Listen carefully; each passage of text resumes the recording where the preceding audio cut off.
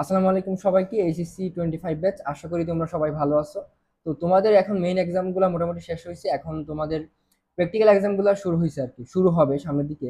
এখন প্র্যাকটিক্যাল এক্সামের ক্ষেত্রে দেখা যায় অনেক এক্সাম অনেক জায়গায় বা সেন্টারে তোমার দেখা যায় প্র্যাকটিক্যাল এক্সামের ভালো একটা মানে ভালো একটা প্রেশার থাকে বা সিরিয়াসলি এক্সামগুলো নেওয়া হয় আর কি। আবার কিছু সেন্টারে দেখা যায় তেমন সিরিয়াসলি নেওয়া হয় না। আবার আমরা মেইনলি এই ভিডিওটা বানাচ্ছি তোমার তোমার যাতে তোমাদের যেহেতু শর্ট সিলেবাস, আমাদেরও শর্ট সিলেবাস ছিল, শর্টের বাইরে যে চ্যাপ্টারগুলো আছে আউট অফ শর্ট, ওই চ্যাপ্টারগুলো একদম যদি তোমরা টাচ করে না যাও বা সবগুলো চ্যাপ্টার বা কিছু চ্যাপ্টার, তখন দেখবো যখন ডেলি টেস্টটা আসবে অ্যাডমিশন ফেজে, তখন ওই ডেলি টেস্টে ওই চ্যাপ্টারগুলো অ্যাপ্রোচ করতে তোমাদের ডিফিকাল্টি ফেস করতে হচ্ছে। কারণ একদিনে একটা চ্যাপ্টার একদম নতুন হলে তখন সেটা কিন্তু একটু বেশি মানে প্রেশার হয়ে যায় আর কি। তো আগে থেকে যদি তুমি চ্যাপ্টারগুলো দেখে রাখতে পারো বা অ্যাটলিস্ট চ্যাপ্টারগুলো নিয়ে আইডিয়া রাখো, তখন দেখবো তোমার এডমিশনে গিয়ে ওই চ্যাপ্টারটা অ্যাপ্রোচ করতে আগের থেকে বা একদম নতুন শুরু করার ক্ষেত্রে যে প্রেশারটা হইতো ওটা থেকে অনেক কমে গেছে। এখন তোমাদের প্র্যাকটিক্যাল টাইমে যাদের কিছুটা সময় পাবা প্র্যাকটিক্যালের পাশাপাশি, এবং তোমাদের যখন এডমিশন ফেজে যাবা, যখন ডেলি টেস্ট শুরু হবে, এমন হইতে পারে অনেক চ্যাপ্টার তুমি ভালো পারো, এমন হইতে পারে তুমি কেমিস্ট্রি গুণগত রসায়ন অনেক ভালো পড়ছো। দেখা যাইতে পারে তুমি কালকে ধরো গুণগত রসায়নের এক্সাম, তোমার এমন হইতে পারে তুমি গুণগত রসায়ন ভালো মতো পড়ে তোমার সময়টা বেঁচে গেছে, অর্থাৎ সময় একটা থেকে গেছে। তো এমন কিছু কিছু ডেলি টেস্টে তোমার সময়ের একটা বেঁচে যাওয়ার সম্ভাবনা থাকবে। ওই সময়টা তুমি কোথায় কাজে লাগাবো? অবশ্যই আউট অফ শর্ট সিলেবাসে যেগুলোতে তোমার গ্যাপ ছিল, তো ওই গ্যাপগুলো ওই চ্যাপ্টারগুলো তোমার এখন থেকে তুমি যেহেতু প্র্যাকটিক্যাল এক্সাম শুরু হবে, এই টাইমটা থেকে যদি একটু একটু আগায় রাখো বা একটু একটু দেখে রাখো, ওটা তোমার জন্য অনেক বেশি ভালো হবে। এখন এখানে স্পেসিফিক যেগুলো কিছু চ্যাপ্টার আছে যেগুলো হচ্ছে তোমার শর্টের বাইরের চ্যাপ্টারগুলোর মধ্যে তুলনামূলক কঠিন বলা যায়। তো ওই চ্যাপ্টারগুলো শাকিন যদি একটু বলতা, ফিজিক্স কেমিস্ট্রি আর বায়োলজি কোন চ্যাপ্টারগুলো আসলে একটু আহ, দেখে রাখলে ভালো হয়। প্রথমে হচ্ছে তোমাদের বায়োলজি অর্থাৎ বোটানির ক্ষেত্রে যদি বলি, বোটানির ক্ষেত্রে শর্টের বাইরের কয়েকটা চ্যাপ্টার আছে, কিন্তু তার ভিতর যেগুলো খুব ইম্পর্টেন্ট আর যেখান থেকে তোমার কোশ্চেন আসে তার ভিতর হচ্ছে দুটো চ্যাপ্টার, কোষ রসায়ন এবং আরেকটা চ্যাপ্টার হচ্ছে তোমার শৈবাল ছত্রাক। এই দুটো চ্যাপ্টার একটু বড় আছে, একটু টাফ, পড়া একটু কঠিন, পাশাপাশি হচ্ছে এই দুটো চ্যাপ্টার থেকে কোশ্চেনও আসে।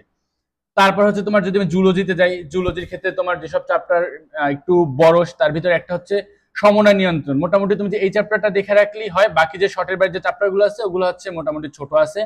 আর ফিজিক্সের ক্ষেত্রে যদি বলি, ফিজিক্স প্রথম পত্রের ক্ষেত্রে তোমার তরঙ্গর যে চ্যাপ্টারটা, ওই চ্যাপ্টারটা গুরুত্বপূর্ণ, কারণ এটা থেকে তোমার বিগত বছরগুলোতে ভালো অ্যামাউন্টের কোশ্চেন আসছে আর চ্যাপ্টারটা যথেষ্ট বড় চ্যাপ্টার। দ্বিতীয় পত্রের ক্ষেত্রে যদি বলি, একাধিক চ্যাপ্টার আছে এখানে যেগুলো হচ্ছে তোমার একদম নতুন, বলতে এই চ্যাপ্টারগুলোর সাথে আগের চ্যাপ্টারগুলোর কোনো মিল নেই, তোমার একদম নতুন পড়া। তার ভিতরে একটা হচ্ছে তোমার তড়িৎ চুম্বক আবেশ, আরটা হচ্ছে তড়িৎ প্রবাহ চৌম্বক ক্রিয়া, এই দুইটা চ্যাপ্টার, আরটা হচ্ছে তোমার জ্যামিতিক আলোক বিজ্ঞান। এই তিনটি চ্যাপ্টার পড়বে। পাশাপাশি কেমিস্ট্রির ক্ষেত্রে যদি বলি, কেমিস্ট্রিতে তোমার মোটামুটি সব চ্যাপ্টারই শর্ট সিলেবাসে কভার করে দেয়, কিছু পড়া থাকে বাকি, ওটা তোমার হচ্ছে এডমিশন ফেজে গিয়েও তোমরা কমপ্লিট করতে পারবে। তো এই সব এই যে চ্যাপ্টারগুলো তোমাদের বললাম, অ্যাটলিস্ট ওই চ্যাপ্টারগুলো যদি তোমরা পড়ে রাখতে পারো, তাহলে হচ্ছে এডমিশন টাইমে তোমরা অনেকটা টাইম সেভ করতে পারবে। এখন আসলে পরে রাখা বলতে কি বোঝায়? ধরো তুমি এ- তোমার ডেলি টেস্টও আগানো লাগতেছে প্রত্যেকটা চ্যাপ্টার, আবার প্র্যাকটিক্যাল এক্সামও আছে। এখন ধরো শুরু করলাম প্র্যাকটিক্যাল টাইম থেকে তুমি কিছুটা দেখবা, এখন তো তুমি প্রত্যেকটা চ্যাপ্টারের প্রত্যেকটা পেজের প্রত্যেকটা লাইন পড়তে পারবা না। এখানে পড়ার সিকুয়েন্সটা হচ্ছে তুমি জাস্ট এমন ভাবে দেখে যাবা চ্যাপ্টারগুলো যাতে তোমার ডেলি টেস্টে অ্যাপ্রোচ করতে সহজ হয়, অর্থাৎ তুমি ডেইলি ডিপলি পড়বা, ডেলি টেস্টে কোনো সমস্যা নাই। এখন কি করতে পারো সেটা হচ্ছে, তুমি ধরো তুমি যে কোচিং এ ভর্তি আসো বা ভর্তি হয়েছো, ওখান থেকে যে মার্ক পিডিএফ গুলা প্রোভাইড করবে, ওখান থেকে তুমি ওই চ্যাপ্টারগুলোর লাইনগুলা মার্ক করে রাখতে পারো। আর যে লাইনগুলো তুমি মার্ক করে রাখবা সেগুলো তুমি ভালো করে দেখে রাখতে পারো। আর এরপর একটা কাজ করতে পারো, ওই চ্যাপ্টারের সাথে রিলেটেড যে কোশ্চেন গুলো আছে বা প্রিভিয়াস ইয়ার্স ডেন্টাল মেডিকেল এগুলোতে আসছে, ওই মেডিকেল কোশ্চেন ব্যাংক থেকে তুমি এগুলো দেখে রাখতে পারো। তাহলে তোমার মোটামুটি এই চ্যাপ্টার নিয়ে একটা আইডিয়া হবে, সেটা হচ্ছে এই চ্যাপ্টারে কোন টপিক গুলো আসলে আসার মতো এবং কোন টপিক গুলো লেস ইম্পর্টেন্ট। যখন তুমি একটা চ্যাপ্টারের এরিয়া মার্ক করে ফেলবা বা তুমি বুঝে যাবা কোনখান থেকে আসবে আসবে না, তখন দেখবো তুমি ডেলি টেস্টে গেলে ওই চ্যাপ্টারটা অ্যাপ্রোচ করতে তোমার জন্য অনেক বেশি ইজিয়ার হয়ে যাবে। তো এই কাজটা তুমি এই টাইম থেকে শুরু করতে পারো। আর যাদের প্র্যাকটিক্যালের প্রেশার থাকবে তারা এই টাইম থেকে যদি শুরু করতে নাও পারো, খুব বেশি সমস্যা হবে না। ডেলি টেস্টে তোমার যে পড়ার মধ্যে একটা সময় বেঁচে যাবে বা অন্যান্য চ্যাপ্টারের, সেখানে তুমি এগুলো ফিল করতে পারো। আর আরেকটা কথা মনে রাখতে হবে, তোমার শর্টের বাইরের চ্যাপ্টার, শর্টের চ্যাপ্টার এগুলো আসলে মেডিকেল এক্সামে খুব বেশি ম্যাটার করে না, কারণ দিন শেষে দেখা যায় সবগুলো চ্যাপ্টারকেই মেইন প্রায়োরিটি দেওয়া হয়, যদিও কিছু কিছু চ্যাপ্টার থেকে প্রশ্ন বেশি আসে প্যাটার্ন হিসেবে চিন্তা করলে, বাট সবগুলো চ্যাপ্টারই সেম। এই জন্য তোমার সবগুলো চ্যাপ্টারকে ইম্পর্টেন্স দিতে হবে।